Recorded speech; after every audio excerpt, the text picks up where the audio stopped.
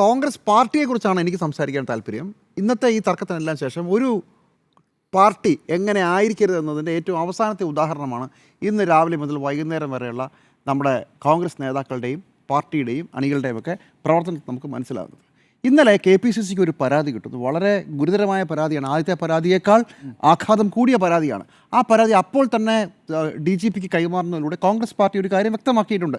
രാഹുൽ മാങ്കൂട്ടത്തിനെ ഞങ്ങൾ കൂടെ കൂട്ടാൻ പോകുന്നില്ല, ഞങ്ങൾക്ക് അയാളുമായി യാതൊരു ബന്ധവുമില്ല എന്നൊരു വ്യക്തമാക്കിയതാണ്.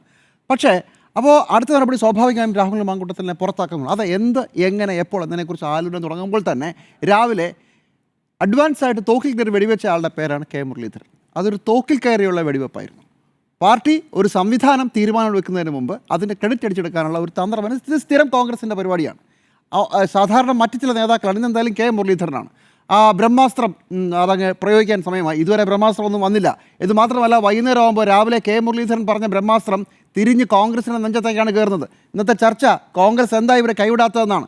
ഒരല്പം കാത്തിരുന്നെങ്കിൽ, പാർട്ടിയായി തീരുമാനമെടുക്കാൻ അനുവദിച്ചിരുന്നെങ്കിൽ ഇതാകുമായിരുന്നില്ല ഇന്ന് വൈകുന്നേരത്തെ ചർച്ച. KPCC ഇന്നലെ ആ പരാതി DGPക്ക് കൊടുത്തതിൻ്റെ ക്രെഡിറ്റിനെ കുറിച്ചായിരിക്കുമായിരുന്നു ചർച്ച. അതിൻ്റെ ഒരു മഹത്വത്തെക്കുറിച്ചായിരിക്കുമായിരുന്നു ചർച്ച. അതല്ല ഉണ്ടായത്.